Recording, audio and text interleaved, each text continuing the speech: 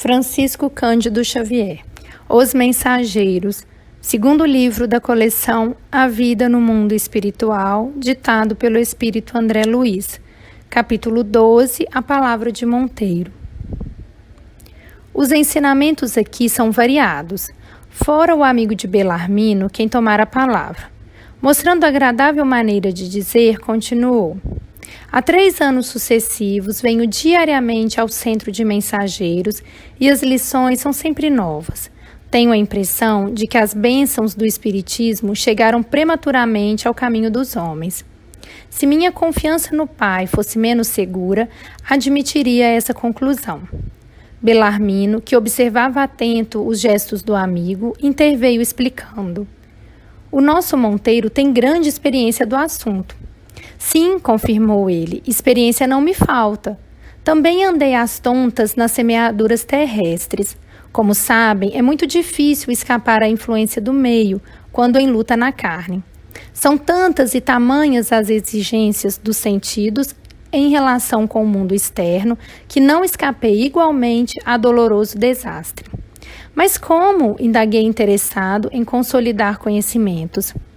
É que a multiplicidade de fenômenos e as singularidades mediúnicas reservam surpresas de vulto a qualquer doutrinador que possua mais raciocínios na cabeça que sentimentos no coração. Em todos os tempos, o vício intelectual pode desviar qualquer trabalhador mais entusiasta que sincero, e foi o que me aconteceu. Depois de ligeira pausa, prosseguiu: não preciso esclarecer que também parti de nosso lar noutro tempo em missão de entendimento espiritual. Não ia para estimular fenômenos, mas para colaborar na iluminação de companheiros encarnados e desencarnados. O serviço era imenso. Nosso amigo Ferreira pôde dar testemunho, porquanto partimos quase juntos. Recebi todo o auxílio para iniciar minha grande tarefa e intraduzível alegria me dominava o espírito no desdobramento dos primeiros serviços. Minha mãe, que se convertera em minha devotada orientadora, não cabia em si de contente. Enorme entusiasmo instalara-se-me no espírito. Sob meu controle direto estavam alguns médiuns de efeitos físicos, além de outros consagrados à psicografia e à incorporação. E tamanho era o fascínio que o comércio com o invisível exercia sobre mim, que me distraí completamente quanto à essência moral da doutrina. Tínhamos 4 reuniões semanais, às quais comparecia com assiduidade absoluta. Confesso que experimentava certa volúpia na doutrinação aos desencarnados de condição inferior. Para todos eles, tinha longas exortações decoradas na ponta da língua. Aos sofredores, fazia ver que padeciam por culpa própria. Aos embusteiros, recomendava enfaticamente a abstenção da mentira criminosa. Os casos de obsessão mereciam-me ardor apaixonado. Estimava enfrentar obsessores cruéis para reduzi-los a zero no campo da argumentação pesada. Outra característica que me assinalava a ação firme era a dominação que pretendia exercer sobre alguns pobres sacerdotes católicos romanos desencarnados, em situação de ignorância das verdades divinas. Chegava ao cúmulo de estudar pacientemente longos trechos das Escrituras, não para meditá-los com o entendimento, mas por mastigá-los a meu bel prazer, bolsando-os depois aos espíritos perturbados em plena sessão, com a ideia criminosa de falsa superioridade espiritual.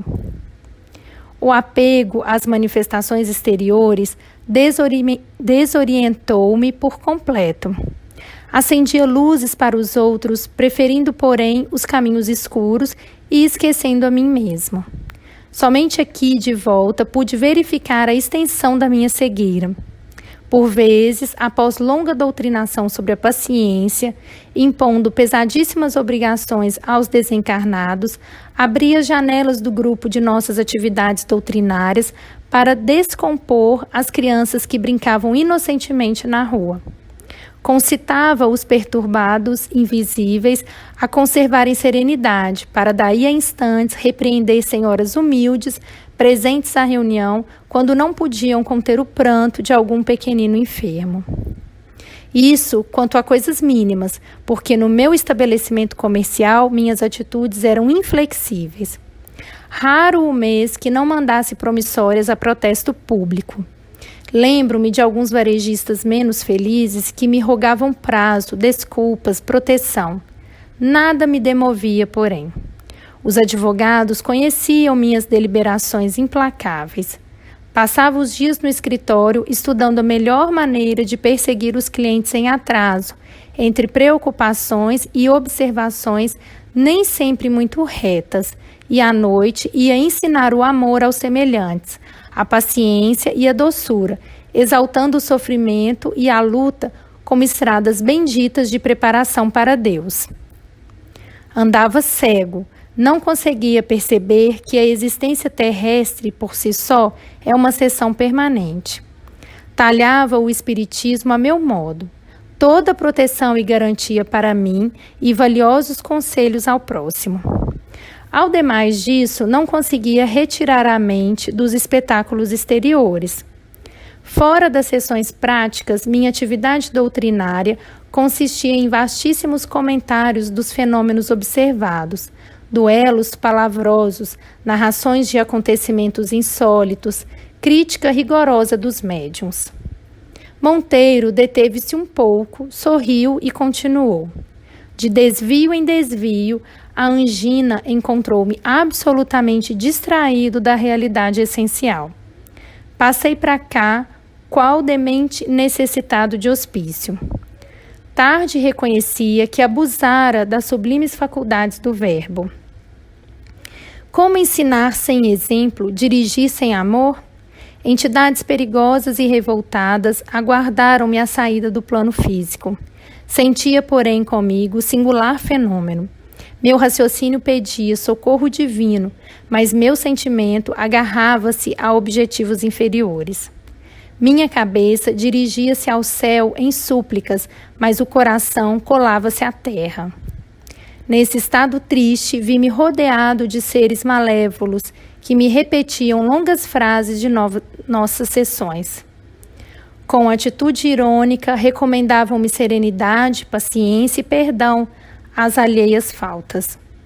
Perguntavam-me igualmente por que me não desgarrava do mundo, estando já desencarnado.